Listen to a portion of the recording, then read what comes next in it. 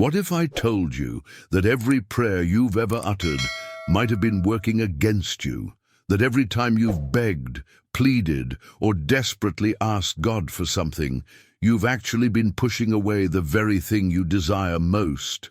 I know that sounds shocking, maybe even blasphemous to some, but stay with me until the end, because what you're about to discover might completely revolutionize not just how you pray, but how you experience life itself.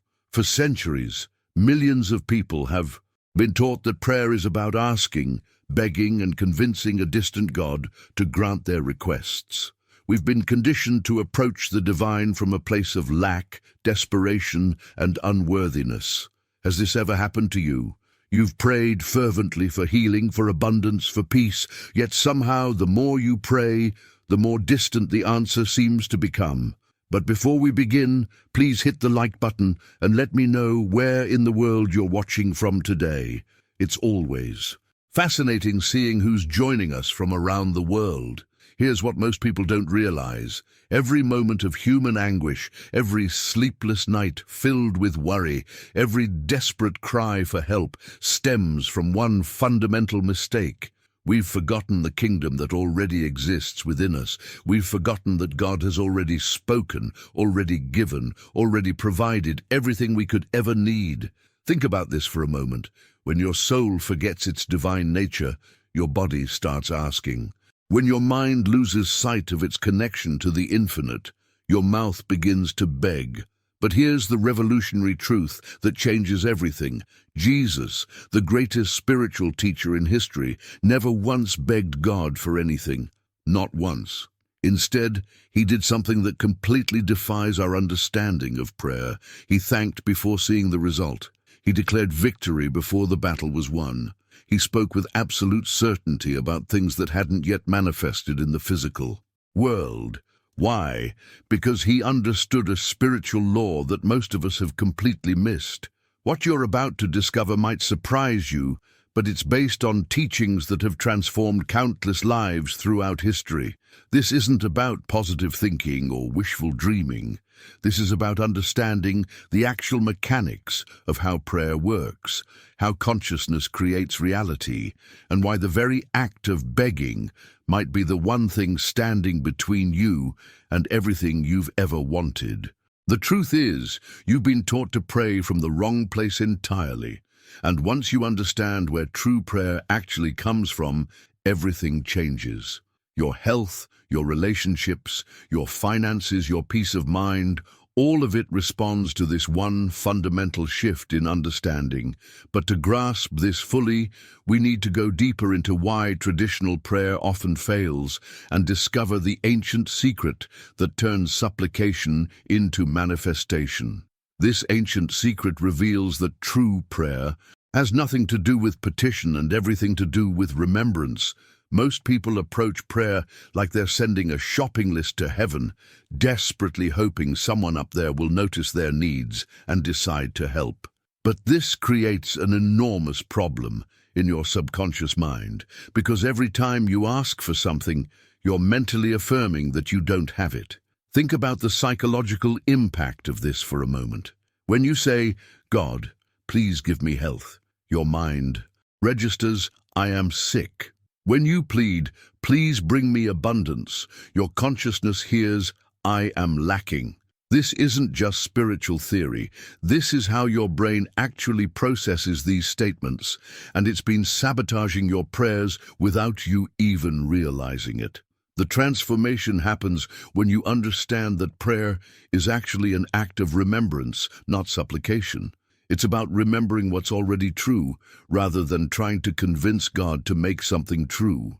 This shift in mindset creates a completely different vibration in your consciousness, and that vibration is what actually moves mountains. Here's where it gets really interesting. Jesus said something that most people completely misunderstand. The kingdom of God is within you, not will be within you someday, not might be if you're good enough, is within you right now. This isn't poetic language or metaphorical speaking. This is stating a present reality that exists independent of your circumstances. Your bank account, your health diagnosis, or your relationship status. The hidden truth behind every spiritual breakthrough throughout history is this recognition that the kingdom isn't a distant place you go to after death, but a dimension of consciousness you can access right here, right now. When you grasp this, your entire approach to life changes, because you stop operating from a position of lack and start operating from a position of abundance that already exists. But here's what happens to most people. They hear this truth intellectually, they understand it conceptually, but they don't know how to make the practical transition from begging to declaring. They don't understand the mechanics behind this transformation. There's a specific process, a particular way of aligning your thoughts and words that activates this inner kingdom, and once you learn it, the results can be almost immediate. The journey from supplication to manifestation isn't about changing God's mind. It's about changing your own. It's about shifting from the consciousness of someone who needs something to the consciousness of someone who already has everything. This might sound impossible when you're facing real challenges, real problems, real limitations, but that's exactly when this principle becomes most powerful. What happens behind the scenes when you make this shift is that your subconscious mind stops working against you and starts working with you. Instead of constantly affirming lack through your requests, you begin affirming abundance through your declarations. Your entire internal guidance system recalibrates, and opportunities that were always there but invisible suddenly become apparent. Now, I want to go even deeper into this concept, because understanding the mechanics of how this actually works is what separates those who experience occasional positive thinking from those who experience consistent transformation.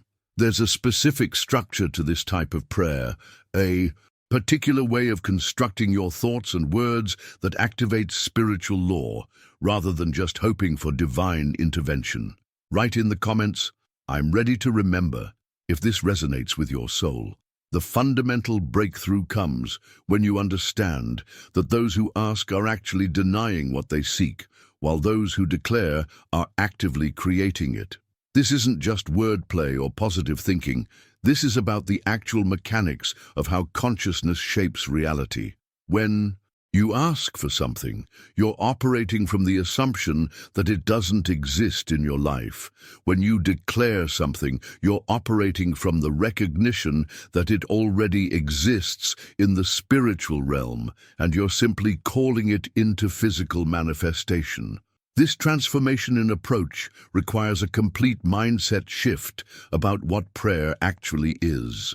Most people have been taught that prayer is about persuading God, convincing a distant deity to change his mind about your circumstances. But this creates an exhausting dynamic where you're constantly trying to prove your worthiness, explain your needs, and somehow influence an all-knowing being to see things from your perspective. The hidden truth that changes everything is that true prayer is the language of the kingdom, and the kingdom operates by law, not by persuasion. Just like gravity doesn't need to be convinced to work, spiritual law doesn't need to be talked into responding. It simply responds to the right conditions, the right consciousness, the right alignment of thought and belief. Think about this revelation for a moment. When you align your mind with God's law, instead of trying to change God's mind, you're working with the universe rather than against it. You're tapping into the same creative force that spoke worlds into existence, that maintains the orbit of planets, that causes seeds to become trees.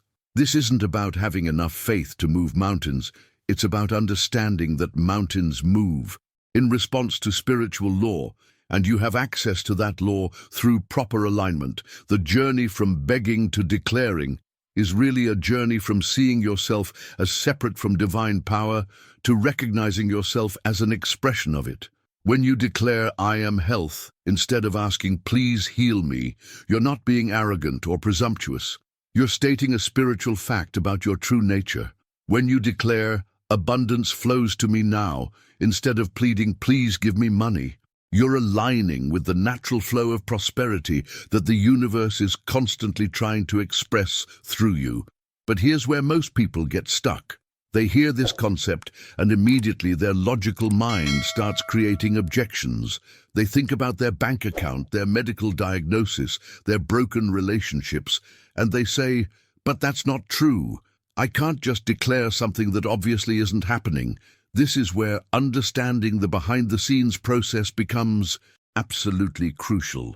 The impact of declaration isn't immediate in the physical realm because you're working with layers of consciousness that need time to reorganize. Your subconscious mind has been programmed with patterns of limitation, and those patterns don't dissolve overnight. But every time you declare truth instead of begging for change, you're literally rewiring your mental programming.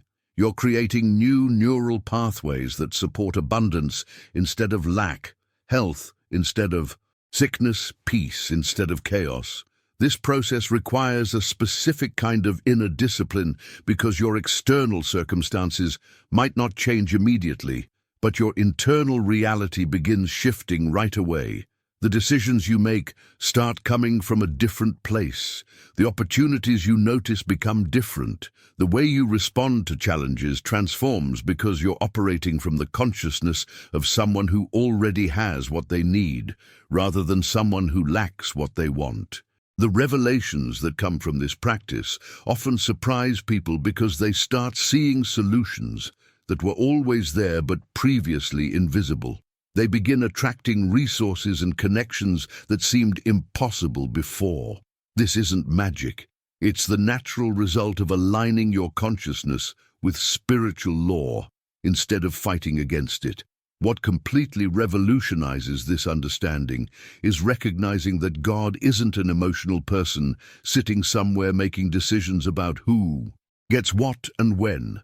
This might challenge everything you've been taught, but this revelation is what separates those who experience consistent transformation from those who remain stuck in cycles of hope and disappointment.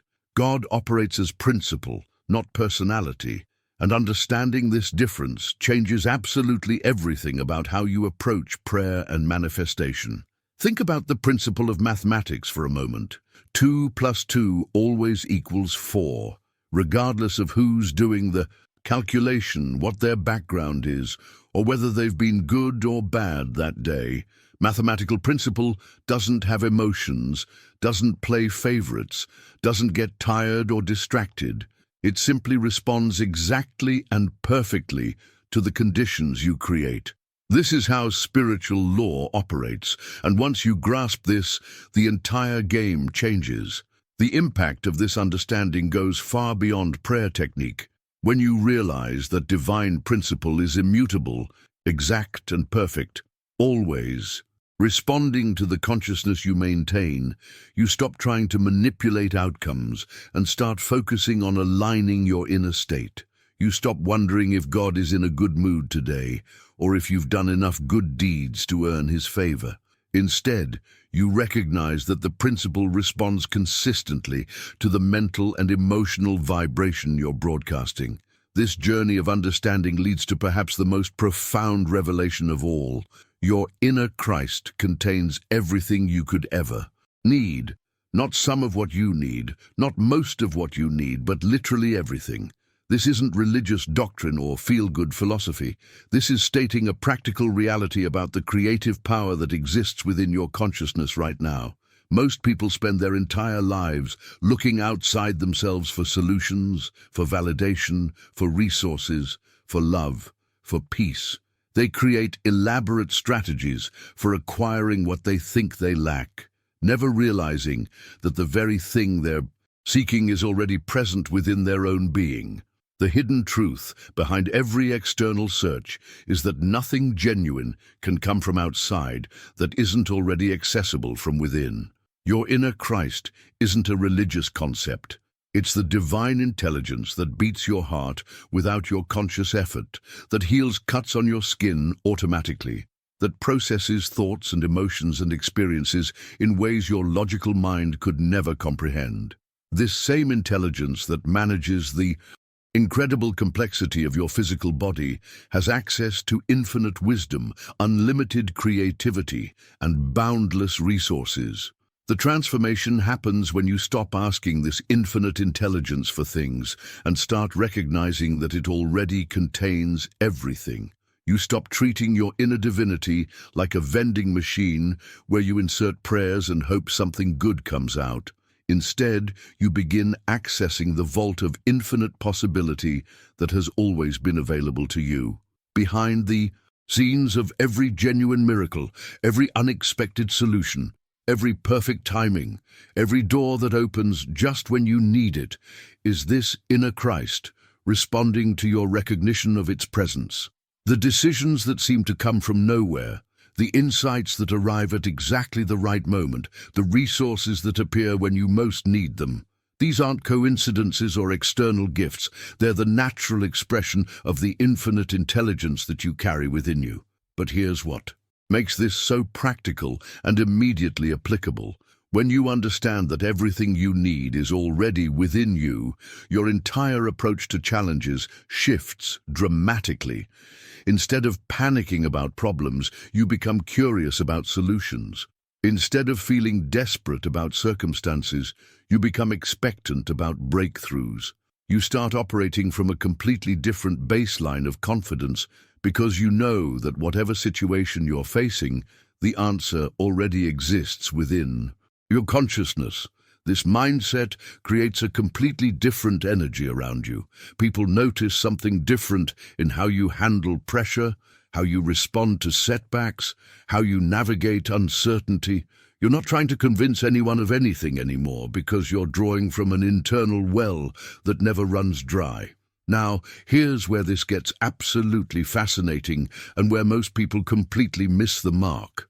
Prayer doesn't operate as some random emotional act where you hope for the best and cross your fingers. Prayer is actually a mental operation that triggers an infallible spiritual law, and understanding this transforms everything about how you approach not just prayer, but how you approach life itself. Think about the profound implications of this. When Jesus said, "All things you ask in prayer, believe you receive them and you will have them," he wasn't making a hopeful suggestion or sharing positive thinking advice. He was describing a law of correspondence that works as precisely as any physical law you can observe in nature. Just like planting a seed in good soil with proper conditions inevitably produces a plant, aligning your consciousness properly with spiritual law inevitably produces results. The journey most people take with prayer is completely backwards because they treat it like a lottery ticket rather than a scientific formula. They throw up desperate requests and hope something good happens, but they never learn the actual mechanics behind how consciousness creates reality. They don't understand that their mental and emotional state while praying is what determines whether they're activating spiritual law or just venting their frustrations into the universe. Behind the scenes of every answered prayer throughout history is this law of correspondence working perfectly. The people who experience what others call miracles aren't necessarily more religious or more deserving. They've simply learned, often without even realizing it, how to align their consciousness with the precise conditions that activate spiritual law. They've discovered the hidden truth that prayer is a technology of consciousness, not a religious ritual. This revelation changes your entire approach because you stop wondering if your prayers will be answered and start focusing on whether you're creating the right internal conditions for spiritual law to respond. It's like the difference between randomly pressing buttons on a complex machine and actually learning how to operate it properly. Once you understand the mechanics, the results become predictable rather than mysterious. The transformation happens when you recognize that believing you receive something isn't about forcing yourself to feel positive or pretending everything is fine when it's not. Believing you receive means aligning your consciousness with the recognition that spiritual law has already responded to your mental operation.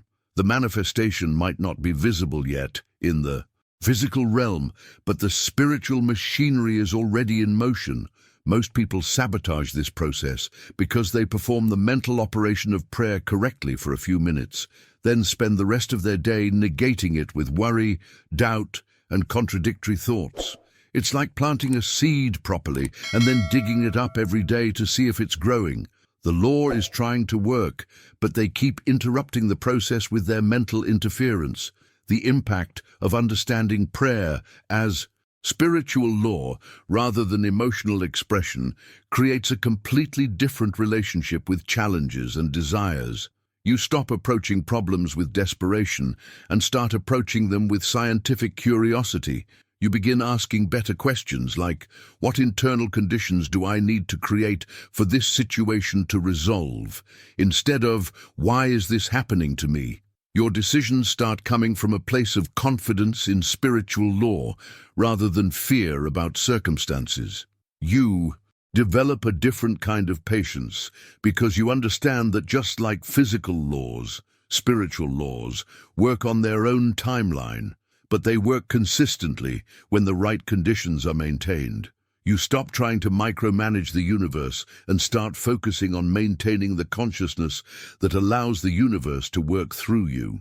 This mindset creates a completely different energy in your daily life because you're operating from the understanding that you have access to precise, spiritual technology, not just hope and wishful thinking.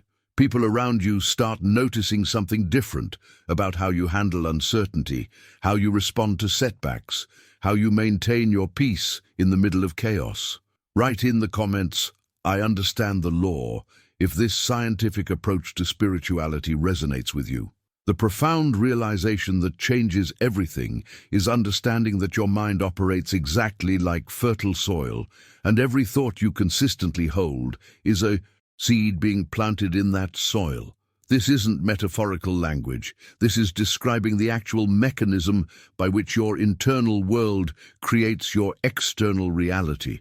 Most people have never made this connection, which is why they keep experiencing the same patterns over and over, wondering why their circumstances never seem to change despite their best efforts.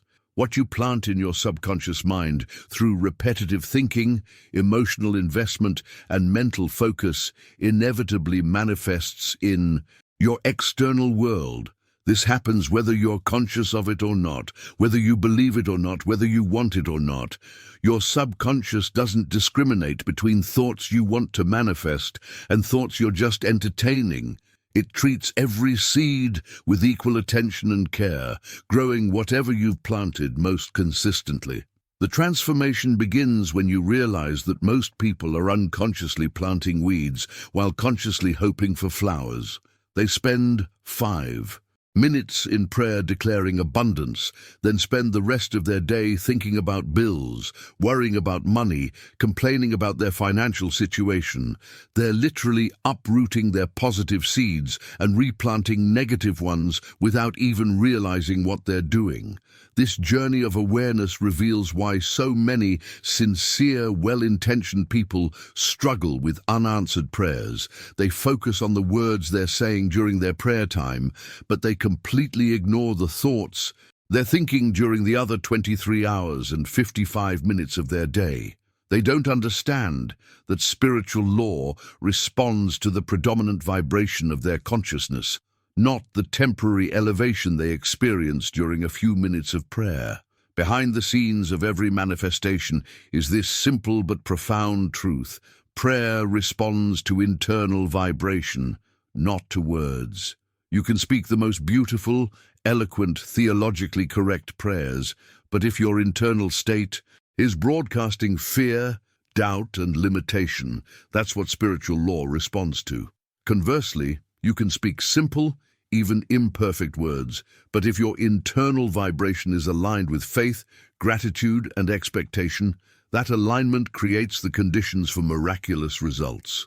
The hidden truth that most people miss is that your emotional state while praying is actually more important than the content of your prayer. Your feelings are the water that activates the seeds of thought you've planted in your subconscious mind. If you're feeling desperate while praying for abundance, you're watering seeds of desperation.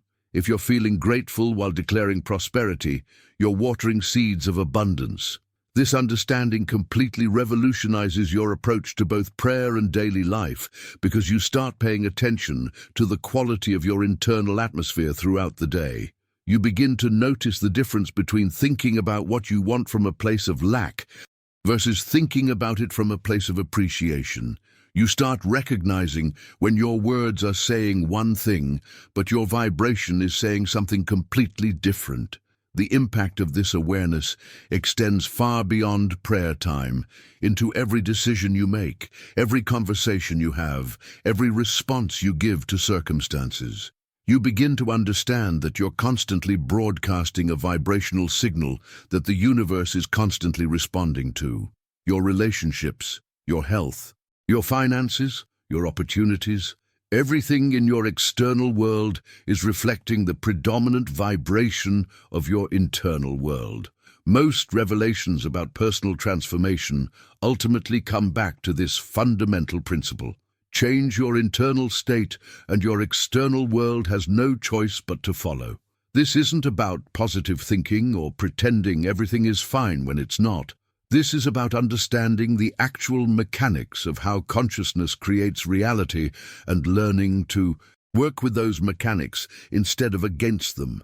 Your subconscious mind is like the most advanced, sophisticated computer ever created, but it only runs the programs you install through your consistent thoughts and emotions. Every day, through your mental habits and emotional patterns, you're either upgrading your internal software or reinforcing outdated programs that no longer serve you. Write in the comments, "Vibration creates reality," if you're starting to see how this works in your own life. The transformation that happens when you learn to declare from kingdom consciousness rather than asking from a place of lack represents one of the most profound shifts in human awareness. Most people approach prayer and life from what I call beggar consciousness, constantly aware of what they don't have, focused on what's missing, operating from the assumption that they're separate from the source of all good. But kingdom consciousness operates from an entirely different foundation, the recognition that you already possess everything you could ever need. This isn't about positive thinking or trying to convince yourself that problems don't exist. This is about understanding your true position in the spiritual universe and speaking from that position rather than from the illusion of separation and lack. When you declare from kingdom consciousness, you're not trying to get something from outside yourself. You're calling forth what already exists within your spiritual DNA. Look at how Jesus operated throughout his entire ministry. He never once said, "Father, if you will, please heal this person." He never approached situations with uncertainty or supplication. Instead, his language was consistently declarative. "Arise, be clean, be it done." These weren't hopeful requests. These were authoritative statements coming from someone who knew exactly what was already available and how to access it.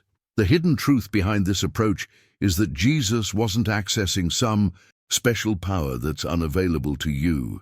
He was demonstrating the natural result of aligning human consciousness with spiritual law. He spoke from the awareness that the kingdom of God, meaning unlimited good, infinite resources, perfect health, divine order, was not only available, but was the fundamental reality that underlies all appearance. This journey from asking to declaring requires a complete mindset revolution because it challenges everything most people have been taught about their relationship with the divine. You have to stop seeing yourself as someone who needs to convince God to help you and start recognizing yourself as someone through whom God expresses infinite good. This shift in identity is what makes declaration not only possible, but natural. The impact of this transformation shows up immediately in how you respond to circumstances. Instead of panicking when challenges arise, you find yourself instinctively declaring truth over the situation. Instead of begging for solutions, you start calling forth the resolution that already exists in spiritual reality. Your decisions come from a place of inner knowing rather than outer desperation. Behind the scenes, this shift in consciousness creates a completely different vibrational signature that the universe responds to. When you declare from kingdom awareness, you're broadcasting the frequency of someone who already has access to infinite resources. When you ask from lack consciousness, you're broadcasting the frequency of someone who is separate from what they need. The universe simply mirrors back to you the consciousness you're projecting. Most people never make this transition because they're waiting for their circumstances to change before they feel authorized to declare rather than ask. But the revelations that come from studying how spiritual law actually works show us that circumstances change in response to consciousness, not the other way around. You don't wait until you're healthy to declare health. You declare health and watch your body respond to that consciousness. This approach requires what I call evidence-independent faith, the ability to declare truth regardless of what your senses are telling you about current conditions. This isn't denial of reality. This is recognition that spiritual reality is more fundamental than physical appearance, and physical conditions can and do shift when spiritual consciousness is properly aligned. The transformation becomes practical when you understand that every word you speak is either a declaration from kingdom consciousness or a request from lack consciousness. There's no neutral language when it comes to spiritual law. You're either affirming your connection to infinite good or affirming your separation from it, and the universe is constantly responding to whichever frequency you're broadcasting most consistently. The revelation that completely transforms how you approach both prayer and life is understanding that the kingdom responds to consciousness, not to need. This single insight unlocks why some people seem to effortlessly attract good things, while others struggle despite having genuine needs and sincere intentions. The universe doesn't operate based on who needs what most. It operates based on consciousness alignment and vibrational correspondence. When you think from fullness, you attract more fullness. When you think from lack, you reinforce lack. This isn't some mystical concept. This is describing the precise mechanism by which your dominant mental patterns create your external experience. Most people have this completely backwards. They believe that once they get what they need, then they'll be able to think thoughts of abundance. But spiritual law works in the opposite direction. You must think from abundance consciousness in order to manifest abundant conditions. The transformation happens when you realize that your needs, no matter how legitimate they seem, actually work against you when they become the foundation of your consciousness. The person who constantly thinks about their financial problems, even when praying for prosperity, is reinforcing the very consciousness that created the financial problems in the first place. The person who focuses on their illness, even while seeking healing, is strengthening the mental patterns that support sickness.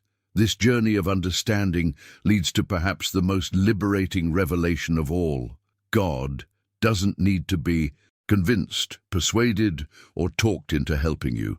The great heresy that has caused more spiritual suffering than almost anything else is the belief that God changes his mind, has moods, plays favorites, or needs to be convinced to bless you.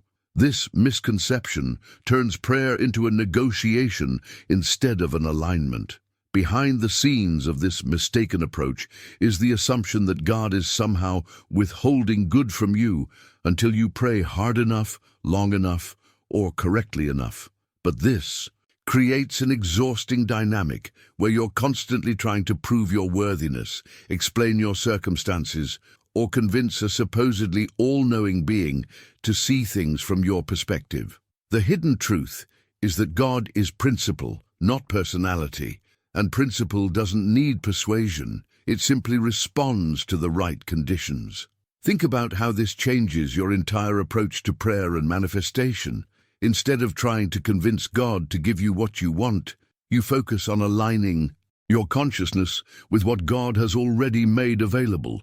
Instead of explaining your problems to the universe, you declare the solution that already exists in spiritual reality. Instead of begging for change, you embody the change by thinking from the consciousness of someone who already has what they're seeking. The impact of this understanding reaches far beyond prayer technique into every decision you make throughout your day. When you recognize that God's good is constantly available and only waiting for the right consciousness to receive it, you stop approaching challenges with desperation and start approaching them with expectancy. You stop wondering if you deserve good things and start focusing on maintaining the mental state that allows good things to flow to you.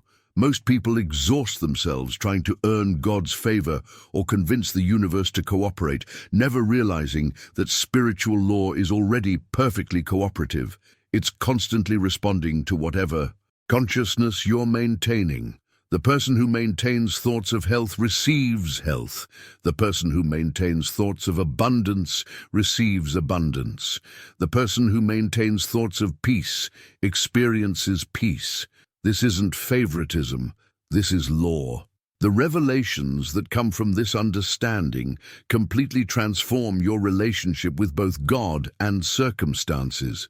You stop seeing God as someone you need to persuade and start recognizing God as the principle that's already saying yes to whatever consciousness you're consistently maintaining. You stop seeing circumstances as evidence of God's approval or disapproval and start seeing them as reflections of your own mental patterns. This mindset creates an entirely different energy around challenges because you're no longer fighting against spiritual law. You're learning to work with it. Instead of asking why something is happening to you, you start asking what consciousness you need to maintain for the situation to resolve in the highest good for everyone involved. The most profound shift in understanding comes when you truly grasp that God has already given everything. Not will give if you're good enough, not might give if you ask correctly, but has already given everything you could ever need or desire. God isn't sitting somewhere deciding whether you deserve good things. God is the good itself, without shadow, without duality, without limitation. This understanding completely revolutionizes your entire approach to prayer because you realize you're not trying to get something from God. You're learning to recognize what God has already made available. This revelation exposes something that might shock you. Most traditional prayer is actually disguised unbelief. Every time you supplicate, every time you beg, every time you plead with God for something, you're essentially telling the universe, "You haven't given me this yet." You're denying God's generous nature and affirming your separation from divine good. You're actually working against the very thing you're trying to achieve. The transformation that happens when you understand this changes everything about your spiritual practice. Instead of approaching prayer as a beggar approaching a reluctant benefactor, you approach it as an heir approaching their inheritance. Instead of trying to convince God to give you something, you're learning to accept what has already been given. Instead of focusing on what you lack, you're focusing on recognizing what you already possess in spiritual reality. Most people never make this journey from supplication to recognition because they've been conditioned to believe that humility means seeing yourself as small, unworthy, and separate from divine good. But true spiritual humility is recognizing your oneness with the source of all good while maintaining reverence for the magnitude of that truth.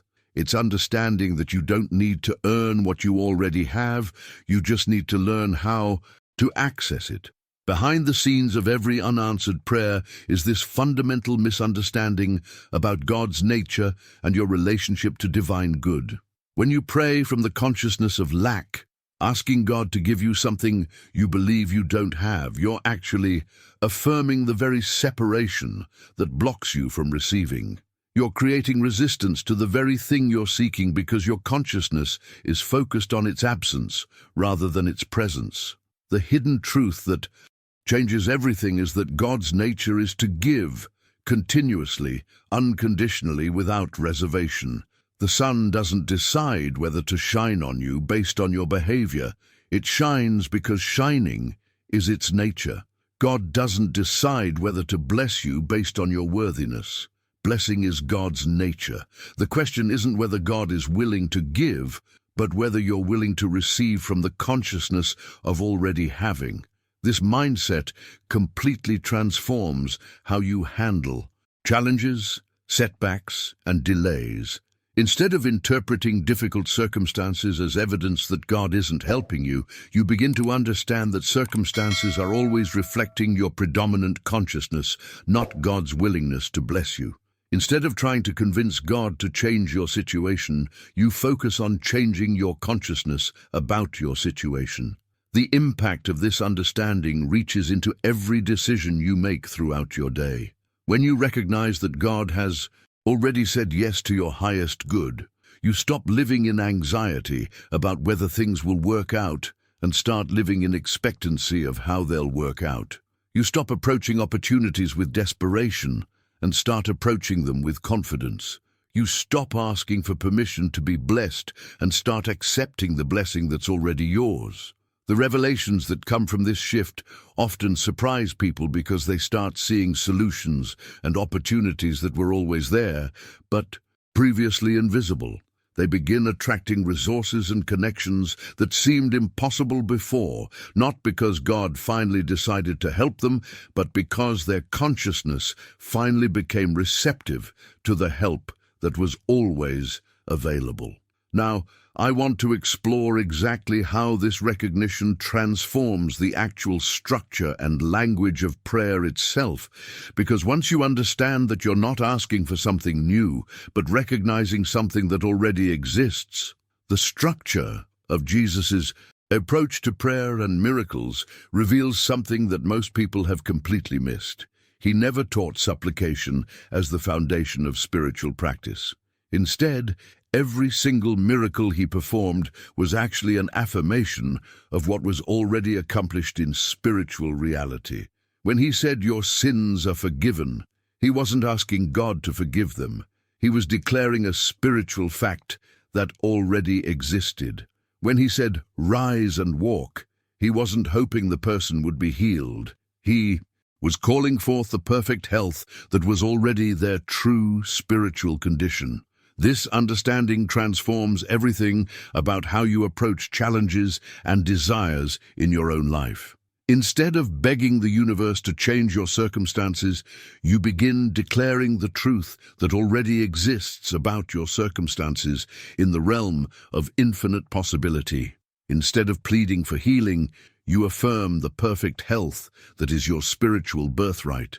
Instead of asking for abundance, you recognize the unlimited provision that is already yours in consciousness. The journey from supplication to declaration requires recognizing something that changes everything.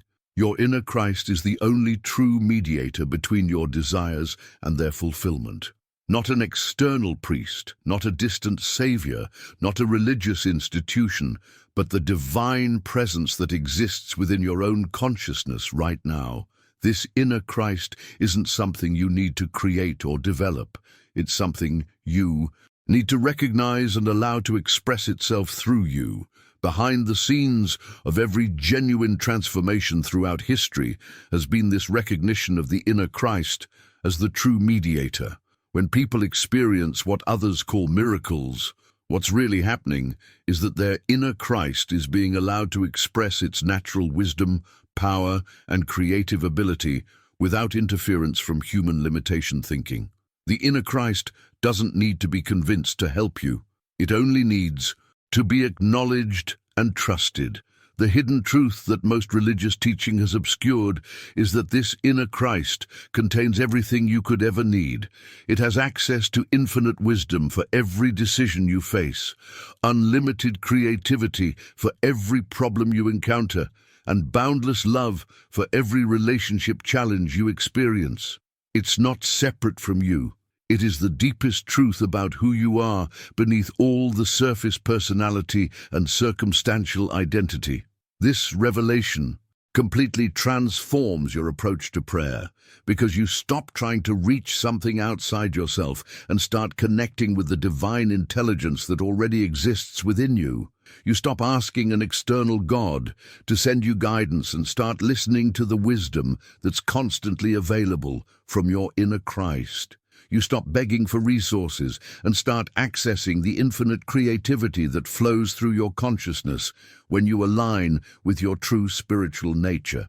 So, transformation happens when you realize that every time you've experienced intuitive guidance, every time you've felt unexplained peace in the middle of chaos, every time you've had creative solutions appear seemingly from nowhere, your inner Christ was expressing itself. These weren't random moments of good luck. They were glimpses of what becomes available when you consistently recognize and cooperate with the divine presence within you. Most people live their entire lives looking outside themselves for a mediator, for someone else to connect them with divine power, never realizing that the most direct connection possible already exists within their own consciousness. The impact of this recognition extends far beyond prayer time into every decision you make, every response you give to circumstances, every way you relate to other people. Your inner Christ doesn't operate by human logic or limitation. It has access to solutions that your rational mind could never conceive, resources that your human planning could never arrange, and timing that your personal agenda could never orchestrate. When you learn to trust this inner presence as your primary guide and source, life begins flowing with a grace and ease that seems almost magical but is actually completely natural. Now, the practical question becomes how to distinguish between the voice of your inner Christ and all the other mental chatter that fills your consciousness throughout the day.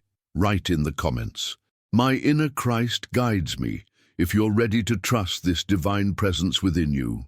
The most fascinating aspect of understanding your inner Christ is recognizing that it operates as the bridge between invisible potential and visible manifestation.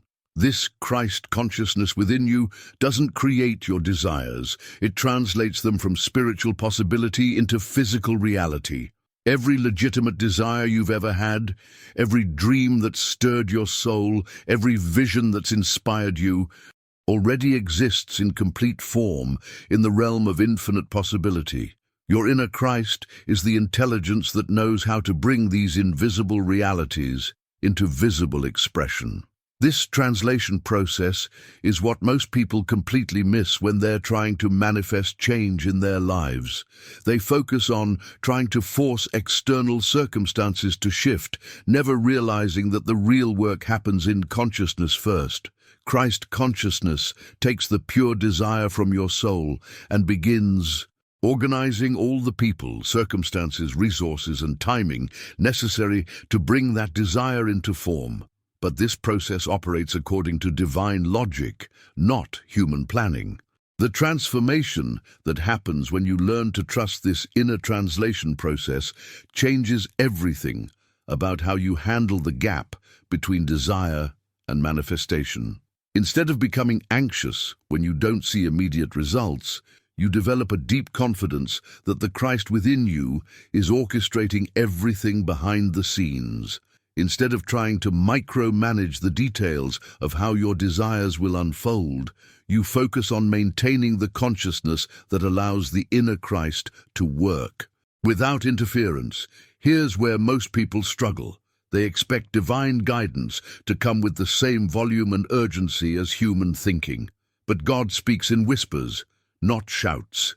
Divine language is a gentle murmur from the soul's center, not the loud demands of the anxious mind. Learning to distinguish between these two voices is perhaps the most practical skill you can develop for living from Christ consciousness rather than ego consciousness. The hidden truth about divine communication is that it always brings peace, even when it's guiding you toward challenging decisions. Human thinking often creates agitation, pressure, and urgency, even when it's focused on positive goals. But when your inner Christ is communicating, there's a quality of serene certainty that unmistakably identifies its source. You might not understand the logic of the guidance, but you feel the peace that comes with it. Behind the scenes of every person who seems to effortlessly attract good things into their life is this developed sensitivity to divine whispers. They've learned to tune out the mental noise and tune into the subtle guidance that's constantly available. They make decisions based on inner knowing rather than outer pressure. They wait for inspired action rather than forcing premature movement. They trust divine timing rather than demanding human schedules. The journey of developing this sensitivity requires what I call inner stillness practice, not necessarily formal meditation, but the cultivation of internal quiet throughout your daily activities. When you're making decisions, you pause and listen beneath the mental chatter for the whisper of wisdom. When you're facing challenges, you create space for the gentle guidance that always knows the way forward. When you're considering opportunities, you feel for the inner yes or no that comes from a deeper place than logical analysis. Most revelations about how to live in alignment with divine will come through this gentle, inner voice rather than dramatic external signs. The person who develops this sensitivity finds that life begins flowing with remarkable synchronicity because they're receiving constant course corrections from the intelligence that sees the bigger picture. They're getting insider information about which paths to take, which decisions to make, which relationships to nurture, which opportunities to pursue. The impact of trusting this gentle guidance extends into every area of life because you're no longer trying to figure everything out with your limited human perspective. You're accessing the infinite intelligence that knows exactly how to coordinate your highest good with the highest good of everyone involved. Your decisions become more accurate. Your timing becomes more precise. Your relationships become more harmonious because you're operating from divine wisdom rather than human calculation. Now, understanding this principle of divine whispers leads us to explore the practical question of how to create the internal conditions that allow you to hear this guidance clearly and consistently. Creating the internal conditions to hear divine guidance clearly requires understanding that your soul doesn't communicate through logic or linear thinking. The soul speaks through symbols, intuitions, sudden insights, and what I call spiritual impulses that arise from a place deeper than rational analysis. Sometimes this guidance comes as a desire that won't leave you alone, sometimes as a serene impulse to take a specific action, and sometimes as a sudden certainty about a direction to take, even when that direction doesn't make logical sense. The transformation happens when you start honoring these non-rational forms of communication instead of dismissing them because they don't fit your mental frameworks.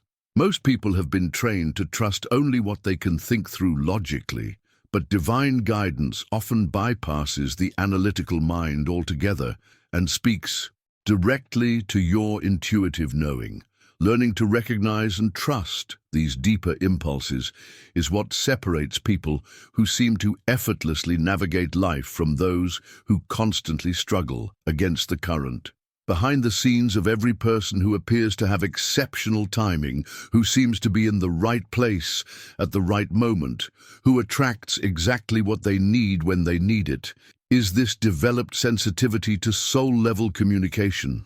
They've learned to distinguish between mental anxiety masquerading as urgency and genuine spiritual impulses calling them toward their highest good. They follow hunches that lead to perfect opportunities. They trust internal nudges that guide them away from problems before those problems become obvious. The hidden truth about accessing this level of guidance is that it requires a fundamental shift in how you understand consciousness itself. The kingdom of God that Jesus constantly referred to isn't a geographical location you'll visit. Someday, it's a state of consciousness you can access right now through proper mental posture. This kingdom consciousness is where divine guidance becomes readily available because you're operating from the same frequency as the source of all wisdom. Most revelations about how to live in divine flow come when you understand that the kingdom is an internal state that you can cultivate and maintain regardless of external circumstances. When you're in kingdom consciousness, you have access to resources, creativity, and solutions that are completely unavailable when you're operating from ordinary human consciousness. The shift from one state to the other can happen in an instant, but it requires knowing how to adjust your internal posture.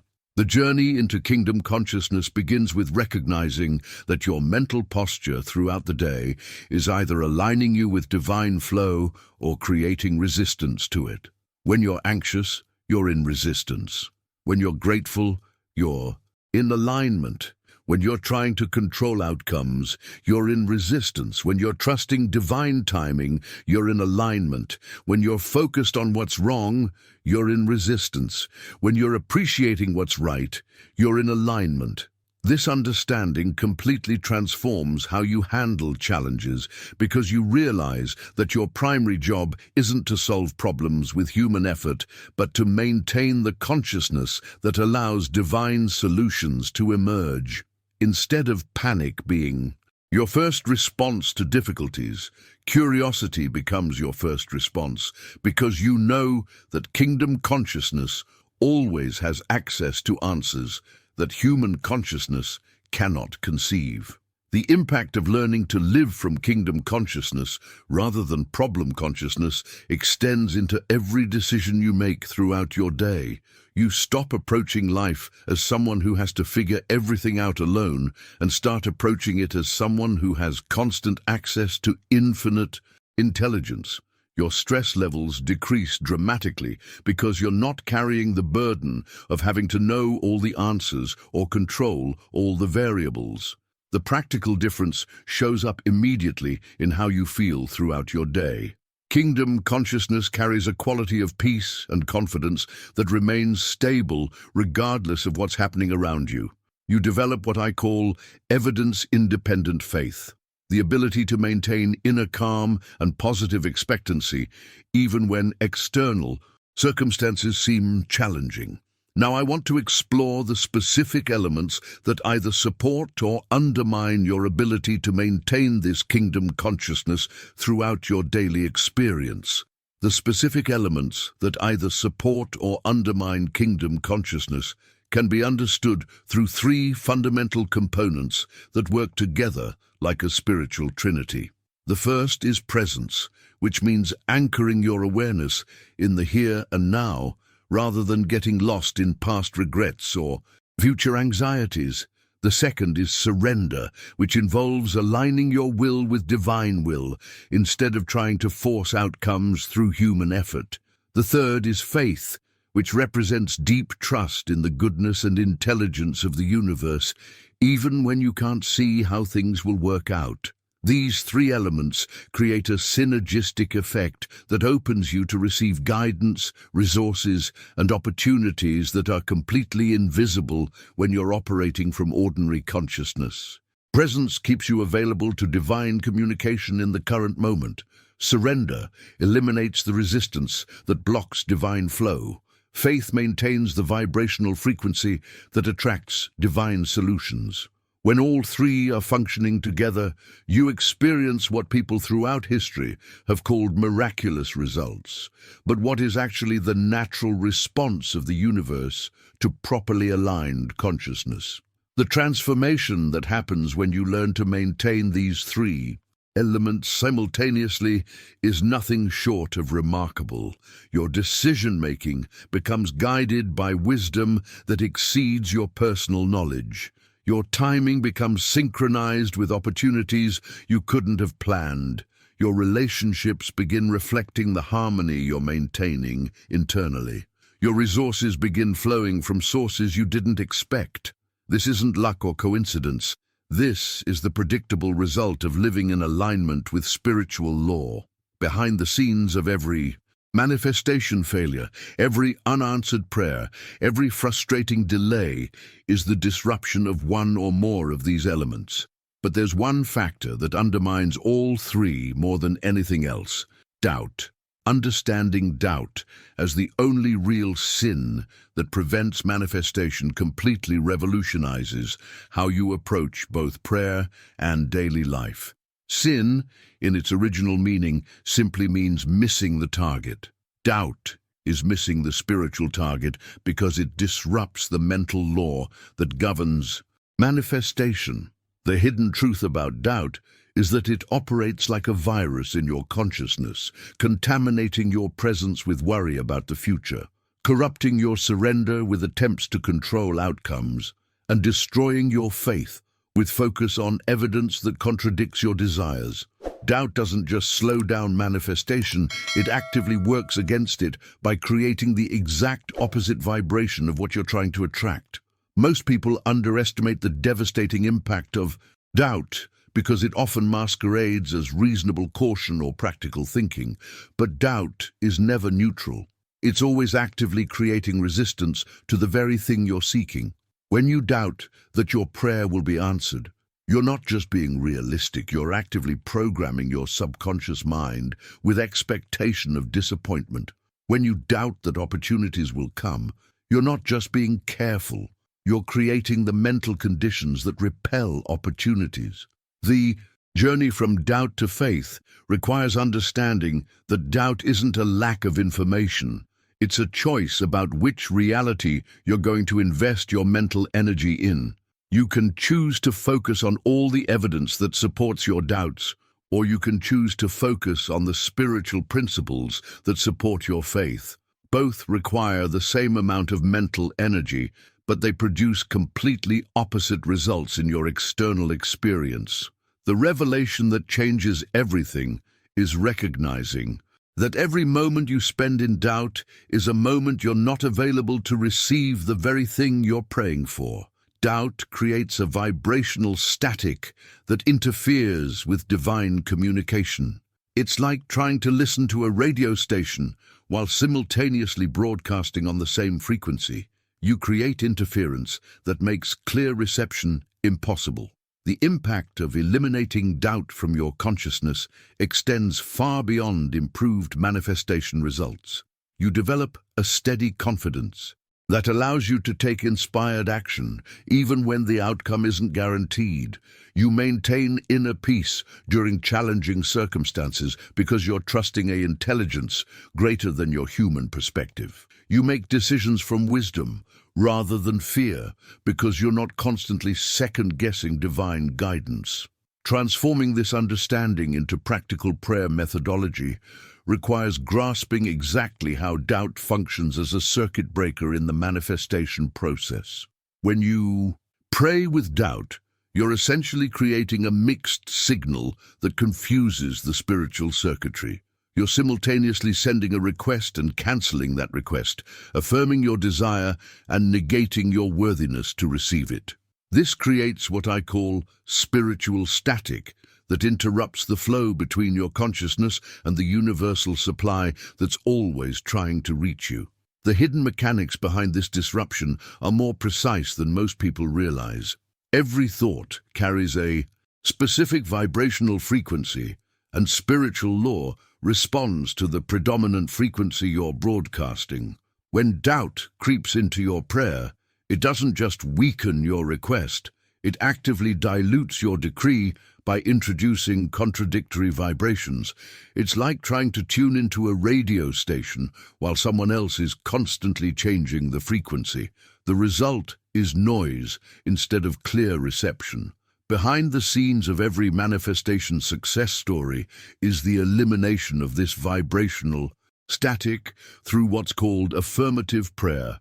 This approach represents the master key that unlocks consistent spiritual results because it operates from an entirely different foundation than traditional supplication.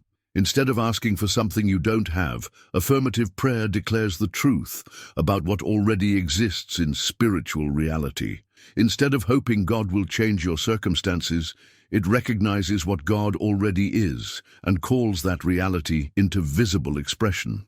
The transformation that happens when you switch from petitionary prayer to affirmative prayer is immediate and profound. You stop creating resistance through mixed messages and start creating alignment through consistent declaration.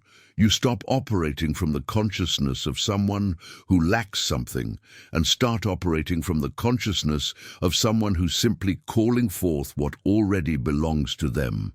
This journey from doubt-based prayer to faith-based declaration requires understanding that affirmative prayer isn't about convincing yourself that something false is true.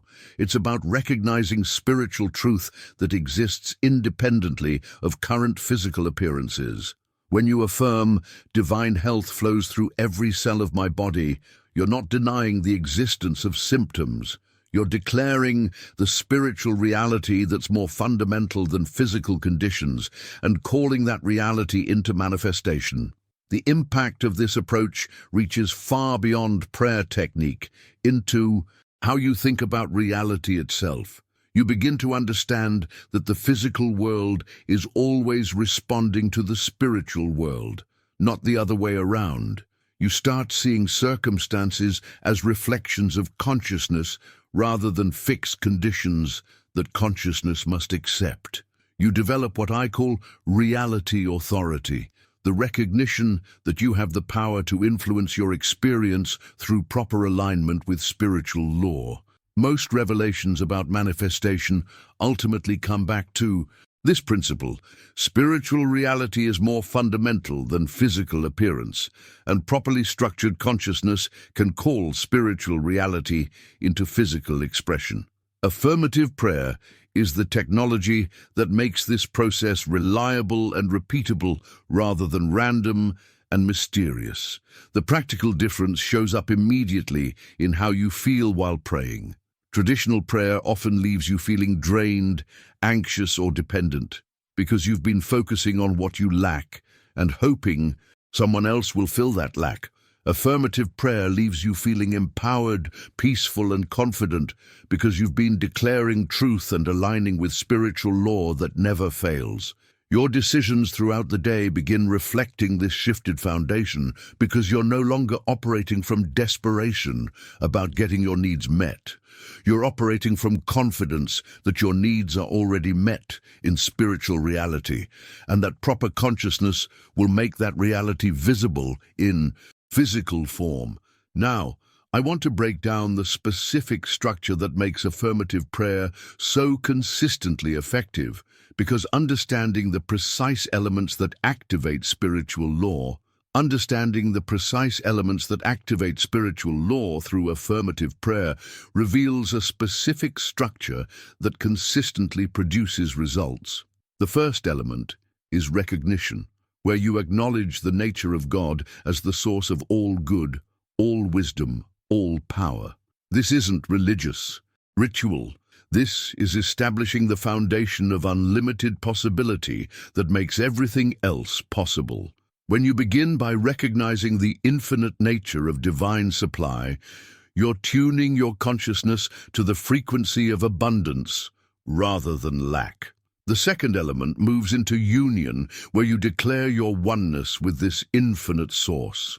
This is where most people stumble because they've been taught to see themselves as separate from divine power.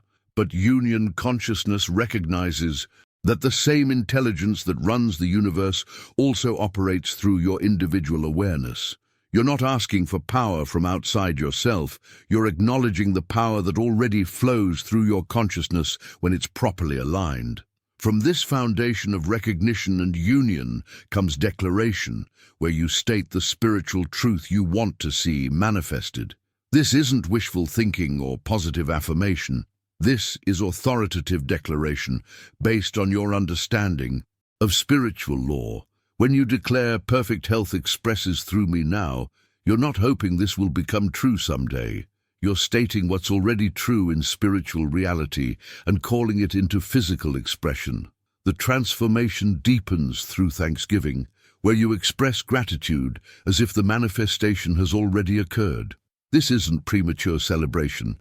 This is aligning your emotional vibration with the reality you've just declared.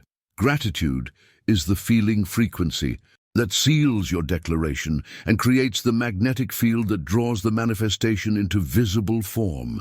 The final element is silence, where you release your declaration into the spiritual law that governs manifestation. This silence isn't empty space. It's pregnant with expectation. It's the conscious act of stepping aside and allowing divine intelligence to orchestrate all the details, timing, and circumstances necessary to bring your declaration into manifestation. Behind the scenes of this entire process is perhaps the most revolutionary understanding possible. Thinking is creating. Your entire life is literally an expression of your predominant thought patterns. The mind doesn't just observe reality. The mind forms reality through the consistent focus of attention, intention, and emotional investment. This isn't metaphorical language. This is describing the actual mechanism by which consciousness shapes experience. The hidden truth that changes everything is recognizing that you're constantly creating through your thinking, whether you realize it or not. Every persistent thought pattern in your mind is actively forming corresponding conditions in your external world. When you think thoughts of health, you're creating conditions that support health. When you think thoughts of scarcity, you're creating conditions that reflect scarcity. When you think thoughts of peace, you're generating circumstances that express peace. Most revelations about personal transformation ultimately come back to this fundamental principle. Change your thinking and you change your world. Not because positive thinking magically alters external circumstances, but because your thoughts are the creative force that's constantly shaping your experience. Your relationships reflect your thinking about relationships. Your finances reflect your thinking about money. Your health reflects your thinking about your body. The journey from unconscious creating to conscious creating represents perhaps the most empowering shift possible in human experience. Instead of feeling like a victim of circumstances beyond your control, you begin recognizing yourself as the creative authority in your own life. Instead of wondering why certain patterns keep repeating, you start identifying the thought patterns that are generating those experiences. The impact of understanding yourself as a conscious creator extends into every decision you make throughout your day. You stop approaching challenges with helplessness and start approaching them with creative curiosity. You stop accepting unwanted conditions as permanent and start seeing them as changeable through proper application of mental law. Now, I want to explore how this creative power of thought works specifically in the manifestation process, because understanding the precise relationship between desire and fulfillment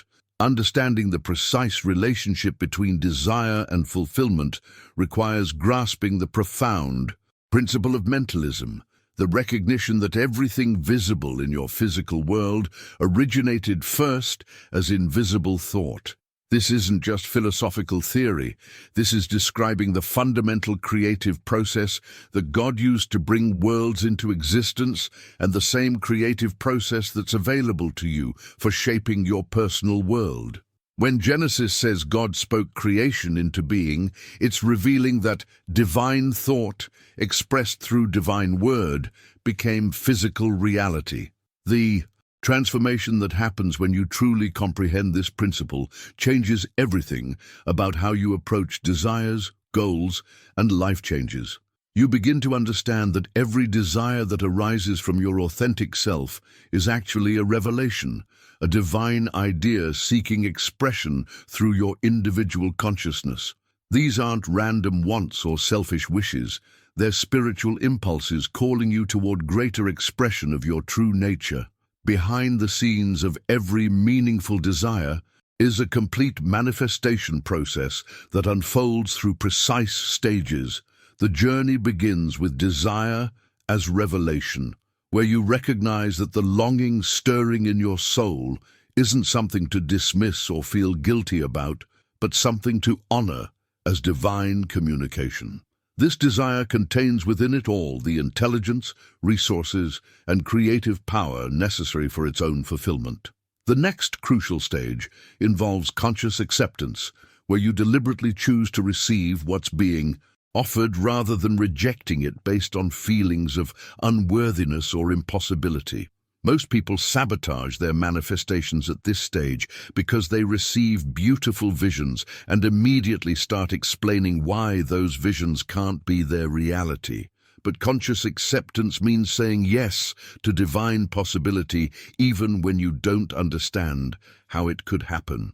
From acceptance flows naturally into affirmative prayer, where you align your consciousness with the reality of your desire, already existing in spiritual form. This isn't hoping or wishing. This is acknowledging what's already true in the realm of infinite possibility and declaring your unity with that truth. Your prayer becomes a bridge between the invisible reality and its visible expression. The process deepens through creating a clear mental image of your desire fulfilled. Your subconscious mind operates primarily through images and feelings, so providing it with vivid, detailed pictures of your desired outcome gives it the template it needs to organize circumstances, people, and resources in the physical world. This isn't fantasy or daydreaming. This is providing your creative subconscious with precise blueprints for manifestation. The hidden truth that most people miss is that manifestation requires inspired action, movement that flows naturally from your aligned consciousness rather than forced effort based on human planning. When you're properly connected to the divine intelligence behind your desire, you'll receive clear inner guidance about specific steps to take. These actions often seem simple or even illogical, but they're perfectly coordinated with the larger manifestation process. Perhaps the most challenging stage for most people is confident silence, the ability to maintain inner peace and positive expectancy while the manifestation process unfolds behind the scenes. This isn't passive waiting. This is active faith that continues to nurture the desire through consistent consciousness while allowing divine timing to coordinate all the details. The revelations that come from understanding this complete process transform how you relate to time, effort, and results. You stop trying to force outcomes through willpower and start allowing outcomes through alignment. You stop measuring progress only by external changes and start recognizing the internal shifts that precede physical manifestation. Your decisions throughout this process become guided by inner knowing rather than outer pressure because you're working with spiritual law rather than against it. You develop patience that isn't passive but purposeful, knowing that every moment of aligned consciousness is contributing to the inevitable manifestation. The impact of mastering this seven-stage process extends far beyond getting what you want into becoming who you truly are. Each completed manifestation increases your confidence in spiritual law and your understanding of your own creative power. The often overlooked factor that can accelerate or completely block this entire manifestation process is the source from which your desires originate. Not all desires are created equal, and understanding the difference between soul-generated desires and ego-generated desires is absolutely crucial for consistent manifestation success.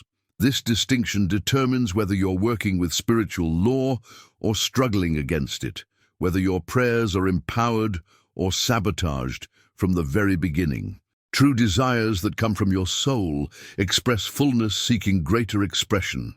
They arise from your authentic nature wanting to share more love, create more beauty, contribute more value, or experience more joy. These soul desires feel expansive, peaceful, and somehow inevitable even before they manifest.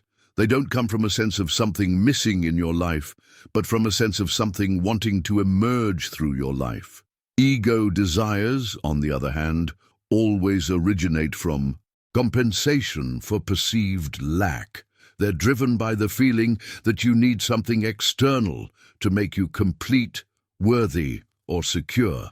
Ego desires often carry anxiety, urgency, or desperation because they're based on the false belief that your happiness depends on acquiring something you don't currently have. The energy behind ego desires actually repels what you're seeking because it broadcasts the vibration of lack rather than abundance.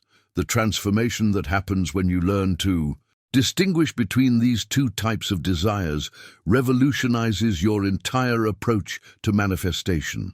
You stop chasing things that will never truly satisfy you and start aligning with expressions that fulfill your deepest nature.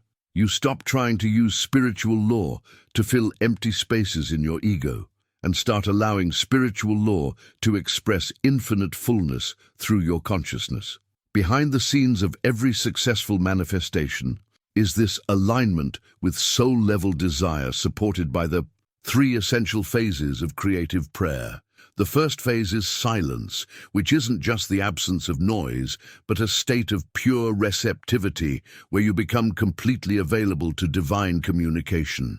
In this silence, you can distinguish between the desperate chatter of ego desires and the serene certainty of soul desires. The second phase is power, which occurs when your consciousness aligns with its source in infinite intelligence. This isn't personal power that you generate through effort, but divine power that flows through you when resistance is removed. You feel this power as an unshakable confidence that your prayer is already answered, not because you're trying to convince yourself, but because you're connected to the source that knows no limitation. The third phase is decree, where you speak the creative word that sets spiritual law in motion. This isn't desperate pleading or hopeful wishing, but authoritative declaration based on your alignment with infinite power. Your decree carries the same creative authority that spoke worlds into existence because it's coming from the same source, expressed through your individual consciousness. The hidden truth about these three phases is that they must flow in this precise order to activate spiritual law effectively. Most people try to decree without first entering silence, or they attempt to access power without proper receptivity. But when these phases unfold naturally, silence opening you to divine communication, power flowing through your aligned consciousness, and decree expressing divine authority, the results are inevitable rather than hopeful. The impact of mastering this three-phase process extends far beyond prayer technique into how you approach every situation in your life. You stop reacting to circumstances from ego consciousness and start responding from soul consciousness. Your decisions come from inner guidance, received in silence, supported by divine power, and expressed through authoritative action.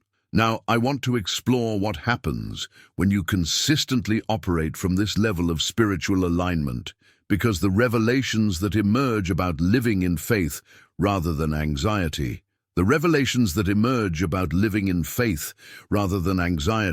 become clear when you study how Jesus consistently prepared for miraculous results. Before every major demonstration of divine power, he withdrew into silence.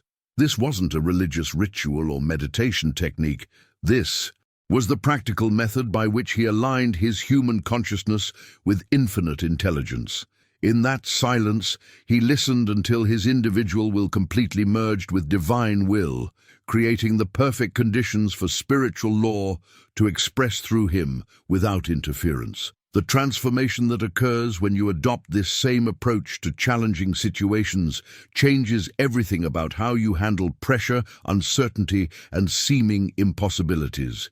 Instead of immediately reacting with human effort or emotional overwhelm, you develop the discipline to first withdraw into that same silence where divine solutions become available. You learn to pause, listen, and allow infinite intelligence to show you exactly what needs to be done and how to do it. Behind the scenes of every miracle throughout history has been this precise alignment of human consciousness with divine authority. When Jesus emerged from those periods of silence and spoke his creative word, it wasn't hopeful, suggestion, or positive thinking. It was precise, absolute decree without mixture of doubt, fear, or human limitation. His words carried the full authority of the infinite intelligence he had just communed with in silence. The hidden truth about spiritual decrees is that they function as direct orders to your subconscious mind and to the invisible substance that forms all physical manifestation. When you speak from proper alignment with your source, your words carry creative authority that reorganizes circumstances, attracts resources, and coordinates timing in ways that exceed human planning. This isn't magic. This is the natural response of spiritual law to properly structured consciousness. Most people never experience this level of creative authority because they try to decree from human consciousness rather than divine consciousness. They speak their desires from the level of the problem rather than from the level of the solution. But when you first enter silence, receive divine guidance, and then speak from that guidance, your words become infused with the same creative power that maintains the universe. The journey into this kind of spiritual authority requires understanding that your decree is only as powerful as the consciousness from which it originates. A desperate person demanding change creates resistance. A fearful person declaring abundance broadcasts mixed signals. But a person who has first aligned with infinite intelligence and then speaks from that alignment becomes a clear channel for divine creative power. The impact of learning to decree from this properly aligned consciousness extends into every decision you make throughout your day. You stop approaching challenges with anxiety about finding solutions and start approaching them with confidence that solutions already exist and will be revealed through proper alignment. You develop what I call problem immunity, the ability to remain peaceful and creative regardless of external circumstances. Your conversations with people begin reflecting this inner authority because you're no longer speaking from human opinion, but from wisdom received in silence. Your responses to difficulties carry a quality of certainty that comes from connection to unlimited intelligence rather than limited human perspective. People begin noticing something different about how you handle pressure and uncertainty.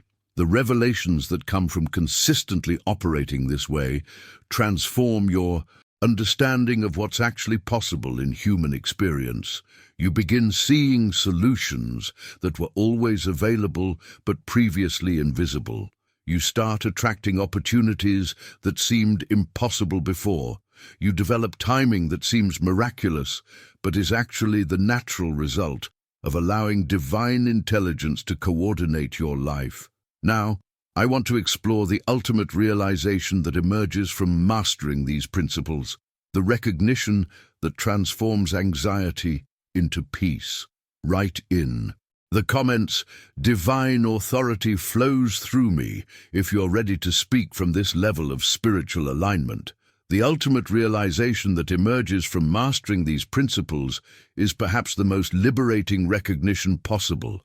The kingdom is already given. This isn't a future promise contingent on your behavior, not a reward you'll receive someday if you pray correctly, not a goal you need to conquer through spiritual effort.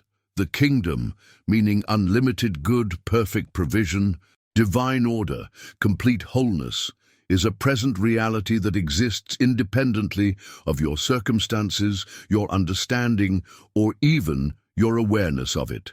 This recognition completely transforms anxiety into peace, because anxiety is always based on the false belief that something essential is missing from your life experience. But when you truly understand that the kingdom has already been given, you realize there's nothing missing, nothing to fight for, nothing to prove. You're not trying to get God to give you something. You're learning to recognize and receive what has already been provided. The transformation that happens when this truth moves from intellectual concept to lived experience is nothing short of revolutionary. Faith stops being about hoping something good will happen and becomes about living with joy what hasn't appeared yet in physical form. You begin walking as someone who has already received, speaking as someone who already possesses, and making decisions from the consciousness of someone who already lives in the kingdom. Behind the scenes of this shift is the most profound change possible in how you relate to time, circumstances, and outcomes. You stop measuring your spiritual progress by external conditions and start measuring it by internal peace. You stop waiting for problems to resolve before you can be happy and start experiencing happiness that's independent of problem resolution.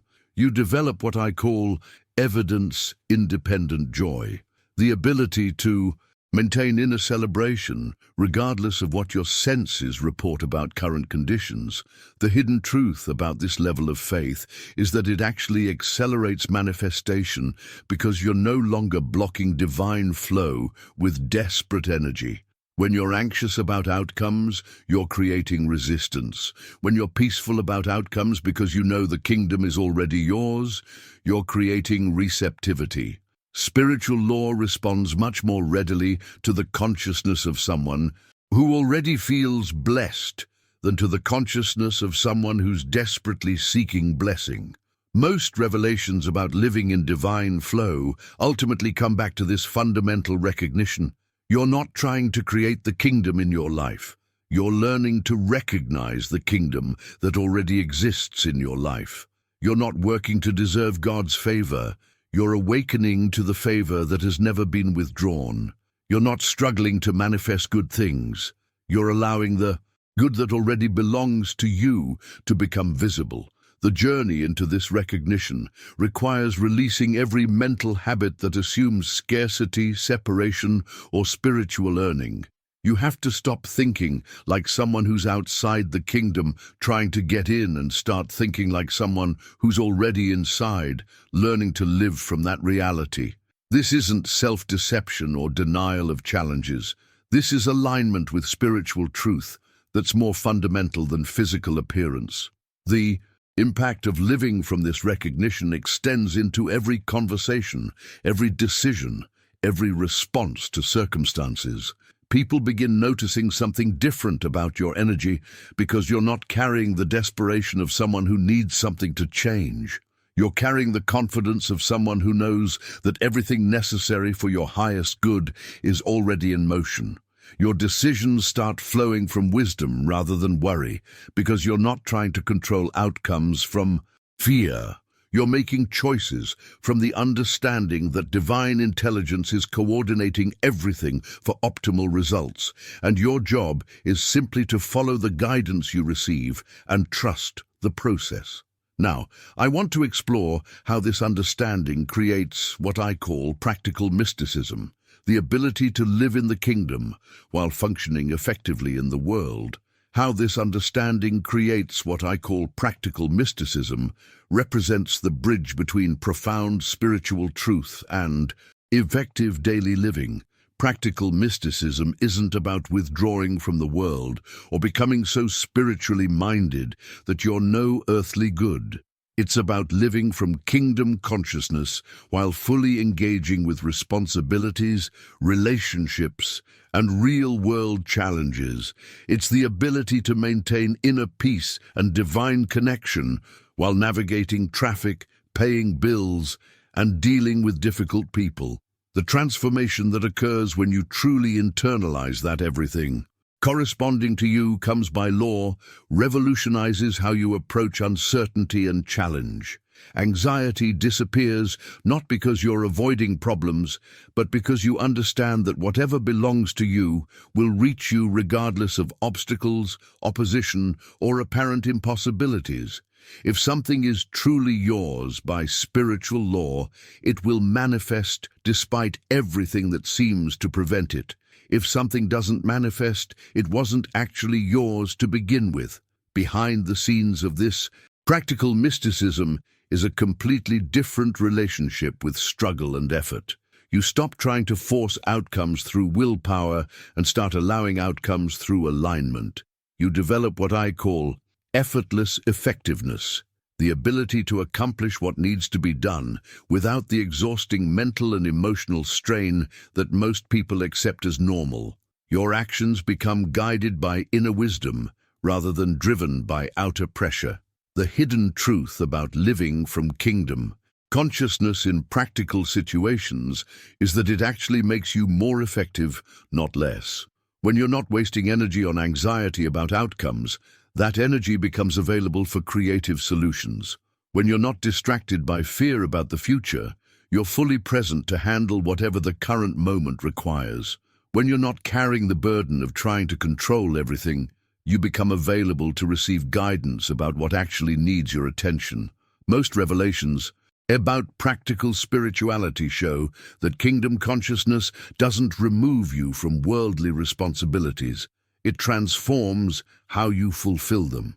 You still take care of business, but from a place of peace rather than panic. You still make plans, but you hold them lightly, ready to adjust when divine guidance suggests a better path. You still work toward goals, but without the desperate attachment that creates suffering when things don't unfold according to your timeline. The impact of this approach extends into every area of practical life. Your relationships improve because you're not approaching people from neediness or control. Your work becomes more fulfilling because you're expressing creativity rather than just earning money. Your health benefits because you're not constantly flooding your system with stress hormones. Your finances often improve because you're making decisions from wisdom rather than fear. Your decision-making process becomes remarkably simplified because you're no longer trying to figure out everything through mental analysis. You learn to check in with your inner guidance, feel for the path that carries peace, and move in that direction with confidence that divine intelligence is coordinating details you can't see. Now, this understanding brings us to the most practical question of all. How do you maintain this consciousness consistently when daily life seems designed to pull you back into old patterns of anxiety and struggle? How do you maintain this consciousness consistently when daily life seems designed to pull you back into old patterns of anxiety and struggle? That's exactly what we're going to explore together as we continue this journey of transformation. If you've made it this far with me, something significant has shifted in your understanding today. You're not the same person who started watching this video, and that change in consciousness is already beginning to reorganize your experience in ways you might not even notice yet. This isn't just information you've consumed. This is spiritual technology you can apply immediately to every situation in your life.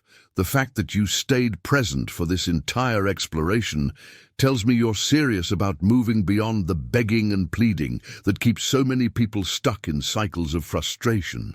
You're ready to step into the authority that comes with understanding how prayer actually works as spiritual law rather than religious hope. I create these videos because I know there are people like you who are hungry for truth that actually transforms life rather than just making you feel good temporarily.